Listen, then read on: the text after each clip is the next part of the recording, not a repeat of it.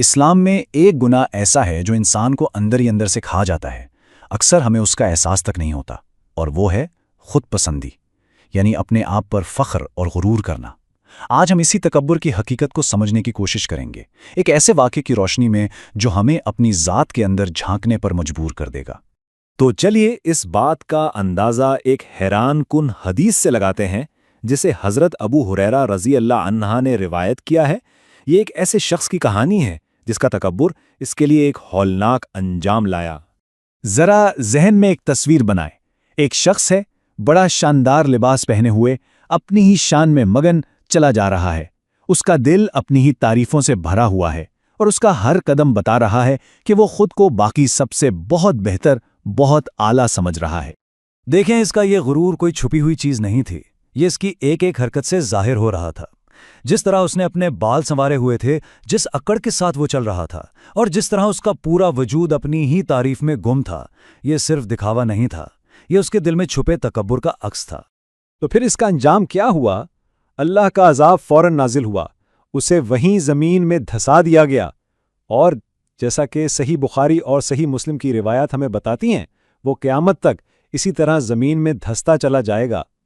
سوچیں، یہ اس کے غرور کی کیسی دائمی سزا ہے۔ اب یہ کہانی صرف ایک شخص کا قصہ نہیں ہے، بلکہ یہ ایک بہت گہرے اصول کو سامنے لاتی ہے۔ آخر خود پسندی اتنا سنگین گناہ ہے کیوں؟ تو آخر یہ خود پسندی ہے کیا؟ سادہ لفظوں میں، یہ وہ احساس ہے جب انسان اپنی خوبیوں پر، اپنی کامیابیوں پر اترانے لگتا ہے، فخر کرنے لگتا ہے۔ یہ وہ کیفیت ہے جب انسان کے اندر سے میں کی آواز آتی ہے، اور یہی وہ احساس ہے جو اللہ تعالیٰ کو سخت ناپسند ہے۔ یہاں سمجھنے کی سب سے اہم بات یہ ہے کہ ہمارے پاس جو کچھ بھی ہے، چاہے وہ طاقت ہو، خوبصورتی ہو یا کوئی بھی قابلیت، وہ ہماری اپنی نہیں ہے۔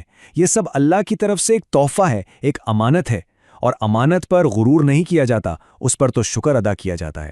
تو پھر سوال یہ پیدا ہوتا ہے کہ اگر یہ عظمت اور بڑائی ہماری نہیں، تو پھر اس کا اصل حقدار کون ہے؟ اس کا واضح جواب ہمیں ایک بہت ہی پر اثر حدیث قدسی میں ملتا ہے۔ صحیح مسلم کی یہ روایت ایک بہت گہری مثال دیتی ہے۔ اللہ تعالیٰ فرما رہا ہے کہ عزت اور بڑائی اس کے لباس کی طرح ہیں، مطلب یہ وہ صفات ہیں جو صرف اور صرف اسی کی ذات کے لیے خاص ہیں، کسی اور کے لیے ہیں ہی نہیں۔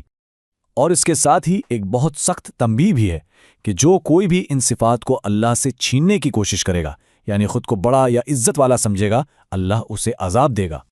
یہ حقیقت جاننے کے بعد انسان کے سامنے دو بالکل واضح راستے آ جاتے ہیں، ایک شکر گزاری کا اور دوسرا تکبر کا۔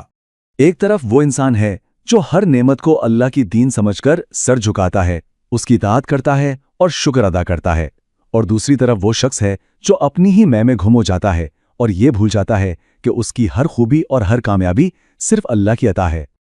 اور جو تکبر کا یہ دوسرا راستہ چنتا ہے، جو اپنی بڑائی کے دعوے کرتا پھرتا ہے، اس کی منزل جہنم کی آگ ہے۔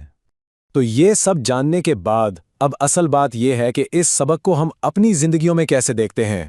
تو آئیے ایک لمحے کے لیے خود سے پوچھیں، ہماری طاقت، ہماری کامیابیاں، ہماری ہر ایک خوبی، یہ سب کس کی دین ہے؟